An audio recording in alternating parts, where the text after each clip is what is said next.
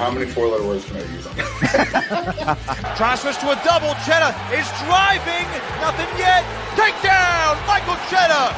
Oh, Nick, I'm a top guy, so I love top wrestling. Hale trying to sink him. He does. Maximus Hale the fall. So I think that wrestling is the greatest sport on earth.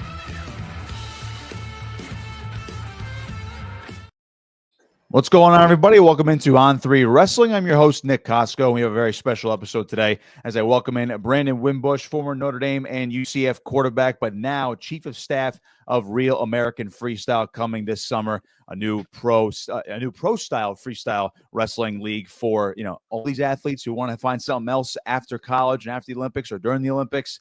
This league is definitely going to be for you. Very excited to talk to you, Brandon, today. So thanks for coming on. First of all, we'll jump right into it. Just the jump from being a quarterback and all of a sudden now you're running a wrestling league. I mean, what was that? What was your first reaction to saying, you know what, I'm going to take this job, or they're interested in me? What was that whole process like? Nick, first off, thanks so much for having me on, man. I'm learning the space. That was Tom Ryan, wasn't it? At the end of your introductory, it was, yes. Video. That's a great video you guys have, but just had the chance to speak to Tom yesterday and introduce him to the concept, which Ohio State, we're going to have a lot of their athletes participate. And so he was highly engaged, highly interested, and willing to help. And I think when you are creating something like this, that there's such a void and something that's long needed, a lot of those legendary folks who are part of the space and as part of the sport just want to help out in any way. And I think that's what I saw was an opportunity really to lay a ground level opportunity for athletes who, again, so long are overdue for this chance. And I think for me joining the team, Nick, it was being uncomfortable, man. That's the way I try to live my life, is through uncomfortability. And I think that's where the most growth comes for me personally. And so I thought jumping in on the deep end to build out a league. I've done it before. I think, I saw that this, RAF was just in a different financial position than some of the other endeavors that I was in before. So I thought we had a little bit more of a, better solid foundation to get this thing off the ground. And obviously having great backing, great people associated with it, I thought it was a phenomenal chance for me to help, get this thing to August 30th. What piqued your interest, or what would really put this league on your radar? Obviously, when the announcement came out, I believe near the end of April, when everyone sees Hulk Hogan's is creating a new wrestling league, or he's going to be the figurehead of this new wrestling league, people will automatically think pro wrestling, a la WWE or something along those lines. But he is fully ingrained to, the traditional style of wrestling, with folk style, freestyle, and Greco, and of course the latter two being the two styles in the Olympics and the World Championships. What drove you to this? What put it on your radar where you're like, this seems like a great idea that'll, actually give these athletes even more opportunities after their collegiate days are done? There's a lot of factors for me, but again, I was building out a track and field property, and I think the big things when evaluating these opportunities is, do you have the right people behind it? Do you have the anchor star athlete and personality behind it? And then we've seen so much success with some of these other emerging properties like F1 and Drive to Survive, like the PLL with Paul Rabel. And even more, and Unrivaled, the 3-on-3 women's basketball league, right? League One volleyball. And I think, I got really close to the Left Lane Capital Group, which is the venture capital group that backed Real American Freestyle. And they've seen probably the most of these emerging properties from an investment standpoint. And they've been able to underwrite and value these companies. And I think they've done a phenomenal job, and I think they're the leaders in the space. So when they told me that they were backing Real American Freestyle, I said, all right, there's an equation that these guys rely on, right? And they hang their hats on to see and evaluate success metrics. So I feel confident, right, in the ability for them to go and evaluate a company like this and say there's a great upside and chance. But then for me, Nick, as a former athlete, I'm always intrigued by opportunities that are going put athletes on the pedestal, right, and support them and give them a chance that they never had before. So when I heard that there was never an existing professional wrestling league, I was like, this is the oldest sport in America, and there's never been a sustained league. So let's fill this white space and do it with the right people and the right funding. I know you just alluded to your college career as well off the field, where you've always looked for opportunities to help athletes get these opportunities that they wouldn't have had 5-10 years ago. With college athletics rampant right now with the NIL and transfer portal space. So what's a little bit about your background? Because you were basically doing some of this stuff while you were still playing at Notre Dame and UCF, basically on the precipice of NIL exploding towards the end of your college career. What is some of your background from that stuff off the field look like, and how does it translate into this new venture with Real American Freestyle? Well, it's a longer conversation, but I think the pieces here is like Hulk and Eric Bischoff, who's our chief media officer, and Hulk, who's been a part of the WWE obviously for his entire life, are two of the best storytelling individuals that a league can have, and to have them, Hulk as our commissioner and Eric Bischoff as our chief media officer, and what we're going to be able to do and show of our athletes and get their stories out into the public. That's how Drive to Survive had success with showing the F1 drivers and behind the scenes, right? That's how even Sprint with track and field and showing Noah Lyles and Sha'Carri Richardson, found success. That's how the UFC early on, right? Fighting Championship. That's how they found success, right? And so we're taking a lot from that model, and obviously this is real freestyle wrestling, not a blood sport is what we've been calling it, and not WWE, which is scripted. This is unscripted wrestling, and so I don't think there's been an opportunity to really highlight these athletes' stories. And then so to pertaining to your question, my first 5 years out of college, me and a buddy from Notre Dame, who's our CEO there and doing a phenomenal job running that business, we built out a name, image, and likeness marketplace to help athletes connect to sponsorships for marketing campaigns and influencer campaigns. And, that comes with a lot of brand building, right? And educating these athletes on what it means to build your personal brand, to be able to go out and monetize that. And so that's, again, storytelling, career development, business development, right? Just like kind of a holistic professional development for athletes. I think that's part of what we're doing here at RAF. So excited about what Mogul is. It's used by 30,000 athletes, 5,000 brands, and about 20 schools across the country.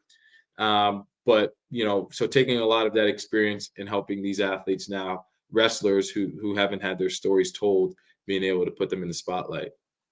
Yeah, just about expanding that spotlight and giving a new shine to one of the best sports in the world. Do you have any background in wrestling? I mean, were you ever interested in actual wrestling? Were you? I mean, obviously, I know a lot of guys when they were younger, maybe they were WWE fans as well. Fans of Hulk Hogan or other guys. But were you a WWE fan, or were you into scholastic wrestling at a certain point in your younger life? Or how does that look for you? I think the extent for me, Nick, to be honest with you, was WWE fan and wrestling my brother in the backyard. He was older than me, so we used to, maybe more blood sport. We used to fight and get it on. And so when I brought up we had this argument, and maybe I don't want to talk about it here on this public forum to all these wrestlers, these wrestling fans. But I told Izzy Martinez, who's the best, has the best camp in the country, and was John Jones' former coach. I told Chad Bronstein, who's our founder, and Izzy, I was like, the technicality of playing quarterback is very similar and on par with the technicality of wrestling. And they got really pissed at me. And I said, because I used to wrestle my brother, I thought there was, a little bit more, like, I thought I could easier go to a Division III program and like make my way onto a wrestling team versus a wrestler coming on and playing quarterback. And so that was an argument that went on for about an hour. But I don't have any wrestling background, Nick. We talked about it before we got on that, growing up in New Jersey, and I went to an all boys prep school, St. Peter's Prep. Mm, I used to see and watch some of my buddies wrestle against the Blair Academies of the world, and right. see how prominent those programs were. So that's kind of and we had guys go on to wrestle at Harvard, wrestle at Cornell, and some of the Ivy League programs from my high school. So Mm. been always, kind of always a fan of the sport, but a little bit from a distance. You're fully ingrained now. And some of the big Yeah, names you guys have already brought in, just to name a few. You guys brought in Ben Askren. I know he's been pretty much, I guess, semi-retired for a while from wrestling. He kind of pops yeah, in there. He's big time coach right now, just coming off his MMA career. He's on board now with Real American Freestyle. yep, Zahid Valencia, Kyle Digg, they're going to be facing off the Final X anyway in about a week or so. So those guys are on board. You guys sign Aaron Brooks, who's a 4-time national champion. Kyle yeah, Snyder, of course, we know, Olympic gold medalist and 3-time national champion. You also just recently signed Wyatt Hendrickson, who just broke into absolute superstardom back in Philadelphia in March, beats Gable Steveson, winning a national title for Oklahoma State after a great career at Air Force. Now he's like the golden child, it seems like, at this one of the last few months. yeah. First, what was it like bringing him on board? Because I feel like he's the hot name right now, and I believe Hulk even said, hey, I saw that at NCAAs, and it really inspired me to really push this idea forward as well. Yeah, and again, I'm getting up to speed on all these guys, right? But even Kennedy Blades, who's leading our Yes. women's division, right? That's another name I don't want to forget, and I'm gonna get in trouble for forgetting some of these names, but it's exciting, man. The Wyatt Hendrickson, that's really what took me from maybe a 40% interest to a 95, 100% interest in seeing kind of the opportunity that we could get to really put and shine light on some of these underserved athletes, right? And everyone loves the underdog story, no matter what it is. You love the underdog story, and I think every time I hear Chad and Izzy talk about some of the matchups that we're gonna and some of the cards that we're gonna create, it's not matches that the wrestling community has seen over hundreds of times, right? Mm-hmm. It's setting up new cards and new matchups to really spark that level of interest. I think we're doing a lot to benefit these athletes as well. Make it, incentivize them to be take a little bit more risk, make the product a little bit more exciting. Mm-hmm. So I think Wyatt, having him be on our roster is obviously a tell-all for where this league is going, and he's going to bring a lot of fandom, right? Like Ben Askren, like Kennedy Blades, and like even our executive team that we have in place right now. When you envision, I know you've alluded to the UFC a little bit in building these cards. Sometimes pro leagues have gone the way of we need team versus team, which I think is a good idea. But then also some other pro leagues want to build up a pretty big roster and then just make fight cards essentially, like a UFC or like an MMA promotion. What do you guys envision moving forward? I know August is right around the corner, so I'm sure you have some sort of ideas. If you can't talk about them yet, that's one thing. But what do you envision? Like, do you envision more of a fight card style, or do you want to build up the teams at some point? How do you envision this league evolving as the roster grows? Yeah, I think again the UFC model that we alluded to was really what we're trying to hone in on, because I think that builds out the storylines, right? So what we're doing right now, and Eric is leading our, Eric and Jess, who comes from embedded at UFC, is really leading the charge on creating stories behind these athletes, right? Bringing their stories to the limelight, so fans can really engage with these athletes. That's how you build out the sport that hasn't yet had a platform to do so. So what comes with that is the excitement around saying that this athlete is going up against this athlete. You're not going to see the same matchups in the same season, right? But if you continue to win, then you're going to continue to be put on center stage, right? So that's a big part of what we're doing here. I think this is an individualized sport for now, and that's how we're going to promote it. But who knows what season 2 or season 3 can bring. There's a lot of wrestlers they've already signed that are basically post-college already. I know you already mentioned Kennedy Blades, and I just had her on. So, I mean, she's dominating her way through at Iowa. She's dominating herself dominating everybody on the world team side of things as well. There are more athletes, I should just sum it up, that are post-college. Do you plan on trying to bring in more current college wrestlers, men and women, or is it mostly where the market is, hey, the wrestlers that are going to make this league possible, the ones that are already established after college, or do you want to kind of do a mix and match of both? mix and match of both, and we'll dive into high school because of NIL regulations, right? So we've been able to work and acquire talent, some of the top talent that you know of in the high school ranks. And I think even speaking to Tom Ryan, who's Ohio State's head coach yesterday, he's like, yeah, willing to put you in contact with all of our athletes, but also the guys who just graduated and left the program who are still tough, still in shape, and can still get on the mat and perform at a high level. And then Ben Askren's 38 years old, and he's going to wrestle at a super high level for us, right? Because he's staying active. So I think it's a combination of both alumni.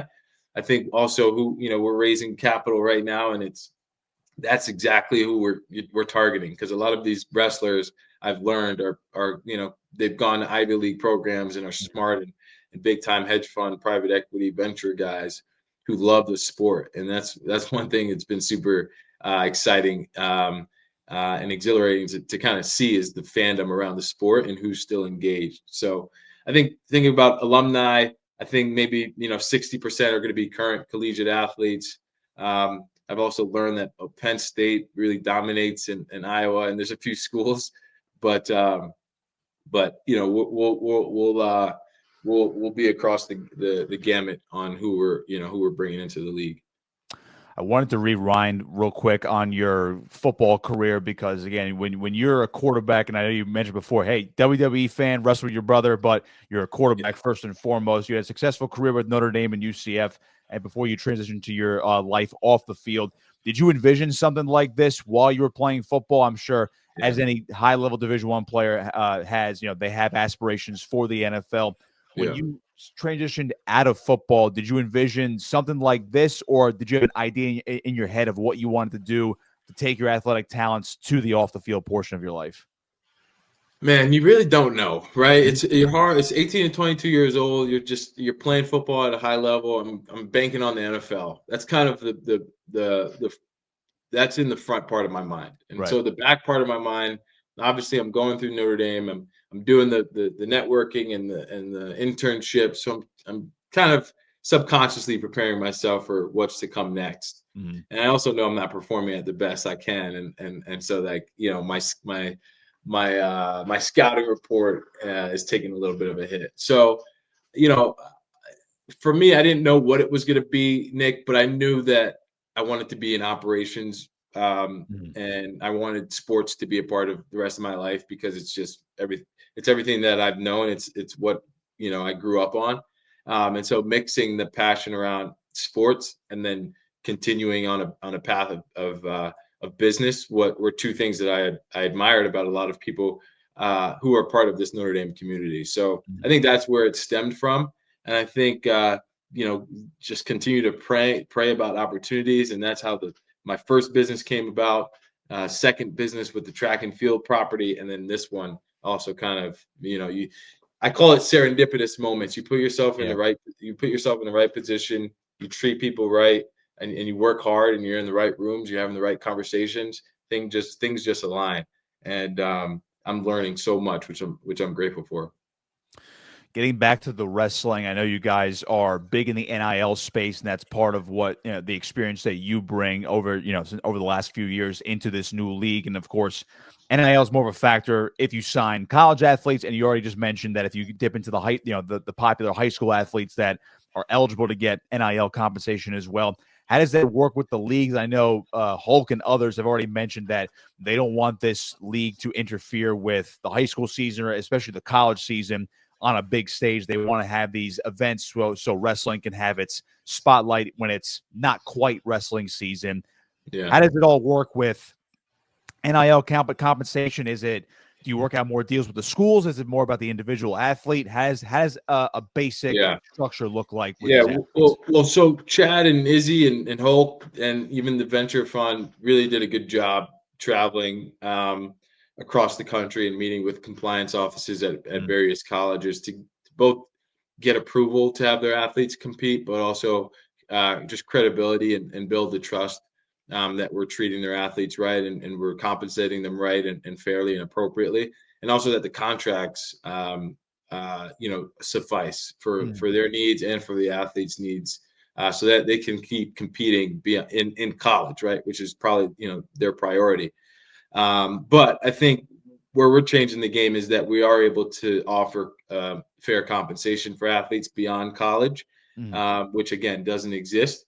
And so the way that it works, right? Athletes don't have to participate in every event throughout the season. So we're gonna have a 10-event season, and the way athletes make money is you only earn the compensation once you are finished with the match, right? So very much akin to the UFC style. If you get set up and you're on this card, then you compete and you finish the match. That's when you get paid. So it's not on an annual event, an annual season basis. Gotcha. As far as what makes this league stand out among others, because that there are other pro leagues that are going on right now. They're more akin to folk style wrestling. I know Claw has done a good job with their team. It's like a team versus team type of league where they take folk style to a different type of audience and they add a couple different rules and different wrinkles. I've seen some other leagues as well over the last year or two that are trying to bring folk style to the norm, where the high school and college wrestling style it now has their own pro league. You guys are sticking with freestyle, so the Olympic and world style. What makes this league stand out amongst the others? Is it necessarily a competition with other leagues, or are you just like, hey, we're just trying to build this brand to give these athletes an opportunity? More of the latter, right? Like, show these athletes who they are, right? Show the fans who these athletes are. Bring their stories to light. I think the product from an investment standpoint is like you need to have fans be engaged, right? So I think Izzy and Ben we're discussing what are some of the things that we can alleviate or even incentivize the athletes to engage in more risky moves. And again, excuse my negligence and my novelty right here, but more throws. We want more throws, right? We want more action. We want them to so freestyle. I don't think you start down, right? I think, so again, I'm still learning about this stuff, but I think we're doing a phenomenal job of integrating a format of wrestling that's going to be more exciting for the fan and keep them engaged. And incentivize the athlete to again take a little bit more risk throughout the match. I love hearing that. Hulk Hogan obviously was the big part of this when it was first announced, and now that people are seeing more wrestling people involved. Of course, the athletes that you guys are signing, more of the wrestling community is getting excited about this.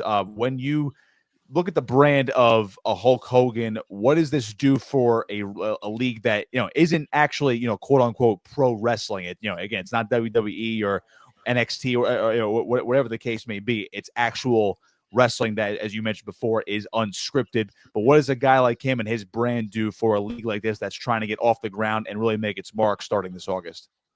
What's funny, Nick, is like for a guy like me who's coming from an outside perspective, when you say pro wrestling is WWE, it's completely backwards for me. I would imagine pro wrestling is what you do, the real form of wrestling in college, and then you go on and you compete in a professional league. And so for me, this is this is professional wrestling. And so maybe that's not the way to think about it, but for me, it is. I think when Hulk is, such a big part of this, right? He's a commissioner, he's a majority owner of the business.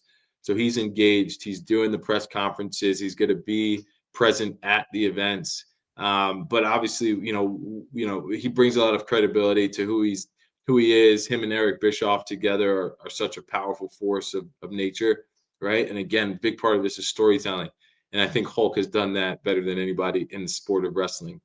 So we're going to lean on him for, our initial kind of launch and get this up and running.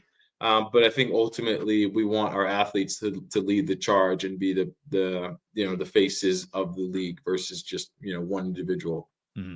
When you're putting these athletes as the face of the league, what does promotion look like over the next 2+ months? Do you plan on doing stuff like I think you mentioned Embedded before, or someone's coming over from UFC Embedded to help you guys out with the storytelling aspect. Do you plan on doing these little mini documentaries leading up to maybe the first event with individual athletes? How does promotion look like?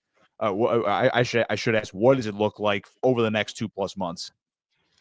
Man, it's exciting. I mean, these guys move so fast. We're working with Fox to potentially, sponsor some of Brian Kilmeade's shows and have our athletes on Brian Kilmeade's show and do interviews with them. So, just really understanding who our audience demographic is and promoting the league out to those folks to get them engaged, from now, right? Like we want them to start engaging with our athletes now so that they can turn on to whoever our streaming partner is at that time and say, I've been watching and learning about this athlete for the last 2 months leading up to this first event in August. But I think phenomenal job by Eric Bischoff, Hulk, Izzy, and some of our athletes who are participating in a documentary style format leading up to August 30th. So we will be doing that. And again, it's a lot of what the UFC did in the early 2000s to promote their fighters. It's a lot of what Drive to Survive did for F1 to promote the sport.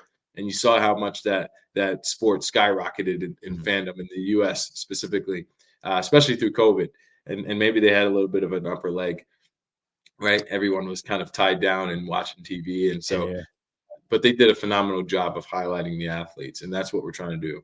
If you go to the UFC model, I'm already envisioning a Ultimate Fighter style house with us athletes at one point. I don't think we're doing that, but something similar.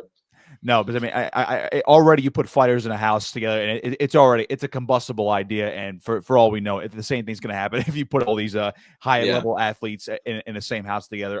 So what does this look like? Is it for people who don't know or who are uneducated about it, a UFC card, they have a main card, prelims, and some early prelims. So it's built out to, let's just say, upwards of 14 fights. Do you guys plan on just having one standard card where it's 10 wrestling matches? Is there stuff beforehand and afterhand, or what does a card look like for Real American Freestyle? And I don't know if you have matchups are decided yet, but what does a card look like for this whole event?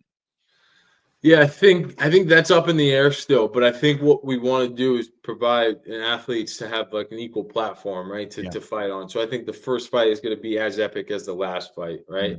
They're all going to be able to compete for a belt that we're creating right now. We're actively in the process of creating, so we're going to have right now it's set up to have 8 men's weight classes and 2 women's weight classes.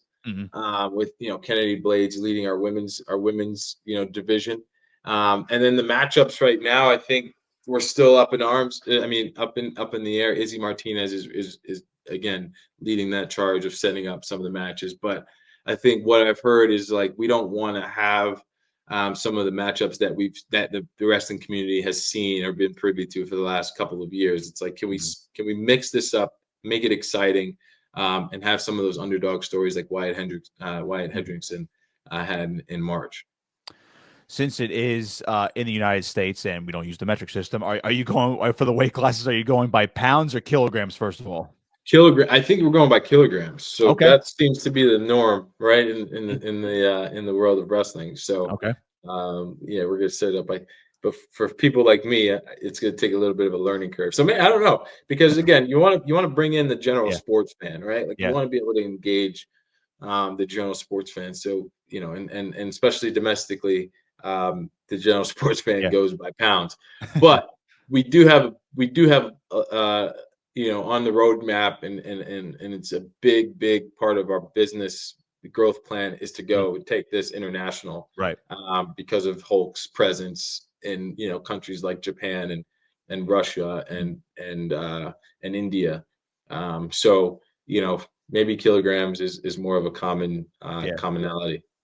Yeah, it does make sense, outside this country, of course. I don't know if you know the exact weight classes yet. Are they very similar or the same as the ones we'll see on the Olympic and world team levels, or are they slightly different to maybe make them a little bit more evenly spread out, since you are using 8 and not the for worlds, it's 10 weight classes. For the Olympics, no idea, Nick. No idea. No idea on that one. Right. All I know it's kilograms right now. I'll take it, but I do like the fact that it's 8. So it's like a nice little in between with the Olympics and the worlds.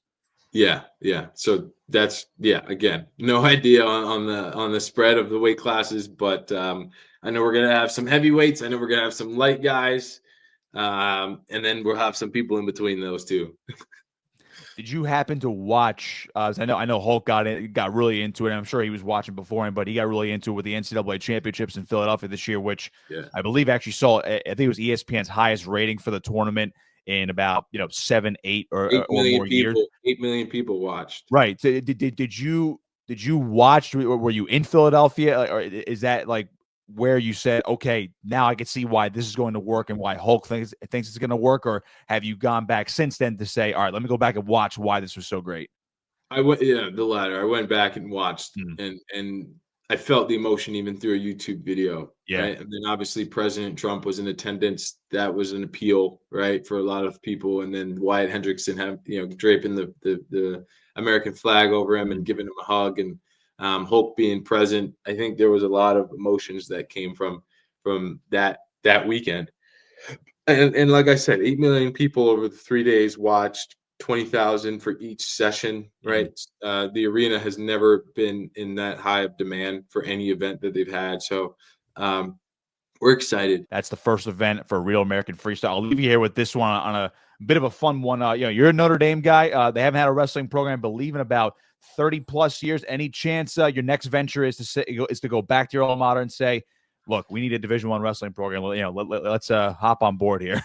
Yeah, we're gonna bring it back here to South Bend, man. You know what else is really cool, Nick? Coach Marcus Freeman, our head football coach. Yeah. His son actually just committed to go wrestle at Cornell. And it was funny. You can go on his Twitter. He had the Michigan head coach, wrestling coach, come into his house and for an in-home visit to visit his son. So I'm here back in South Bend right now, and we got to talk to Coach Freeman about Real American Freestyle and have him, potentially be a part of this venture. But again, it gives his kid, who's now going to go play for, wrestle for 4 years, an option once he leaves Cornell's program to continue on doing something that he loves and be compensated and paid for it, and continue to build that brand, right? Who knows what this can turn into, but it's a really cool, viable option for collegiate athletes and beyond. Yeah, I like Coach Freeman a lot, and if there's one guy at Notre Dame that can help you spearhead a wrestling program to come back for the Irish, it's definitely Coach Freeman. So, Brandon, I appreciate your time this morning. It's been great talking to you. I'm really excited for this league to finally come to fruition. Before I let you go, just anything you want to plug in terms of the social media for you, for the league, and so on and so forth. Yeah, you guys can follow us at Real American Freestyle on we're on Instagram and Twitter, and on the website you can stay tuned to some of our announcements, specifically regarding tickets going on sale in mid-June here shortly, and even follow our athletes. Our athletes are participating in all of the social media press and releases, and so that's why we built the brand. And have garnered over 10 billion impressions in the first 3 weeks since launch. So we're excited about it, and you can stay tuned for updates. Thanks, Nick. Brandon Wimbush with me here on On3 Wrestling. Be sure to check out our content at on3.com. Follow me on Twitter, and, of course, follow all of our social channels at On3 on Twitter and Instagram. Brandon, thanks again, man. Looking forward to it, and we'll definitely circle back around, and probably around August when this first event's ready to kick off. Let's do it, man. Thanks for having me on.